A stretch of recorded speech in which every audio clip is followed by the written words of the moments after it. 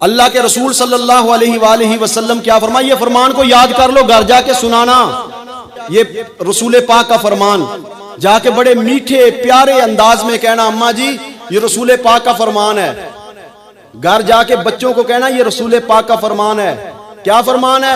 اکرم الخبز فإن اللہ اکرمہ، روٹی کی عزت کرو کیونکہ اس کو اللہ نے عزت دی ہے، اور جو روٹی کی عزت کرے اللہ تعالیٰ اس کی عزت افزائی کرتا ہے، اس کی عزت میں اضافہ کرتا ہے۔ جس کو اللہ عزت دے اس کی عزت کرنی چاہیے کہ نہیں کرنی چاہیے؟ کرنی چاہیے۔ جس کو اللہ عزت دے اس کی عزت کرنی چاہیے۔ اس روٹی کو اللہ نے عزت دی، اس لیے اس کی عزت کرو۔ ہاں جی، عزت کرو۔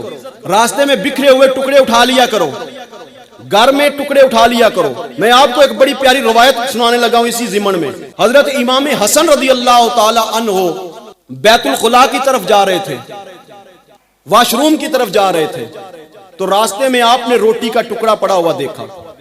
آپ نے اس کو جلدی سے اٹھایا، اس کو صاف کیا، صاف کر کے دھو کے اپنے غلام کو پکڑایا، کہا میں وضو کر لیتا ہوں تو اس کے بعد مجھے پکڑانا۔ امام حسن رضی اللہ تعالی عنہ نے وضو کیا، وضو کے بعد اپنے غلام کو کہنے لگے کہ مجھے وہ روٹی کا ٹکڑا دو۔ کہا حضرت وہ تو میں نے کھا لیا۔ آپ نے فرمایا جا تو آزاد ہے۔ کہا حضور کیا ہوا، مجھ سے کوئی غلطی ہو گئی؟ فرمایا نہیں۔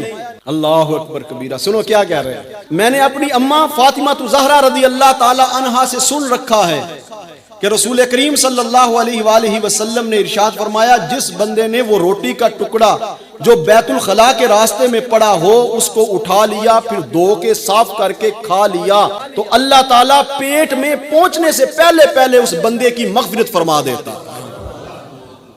تو پھر کیا خیال ہے جو گھر میں پڑے ہوئے ٹکڑے ہیں ان کو اٹھایا کریں گے کہ نہیں اٹھایا کریں گے؟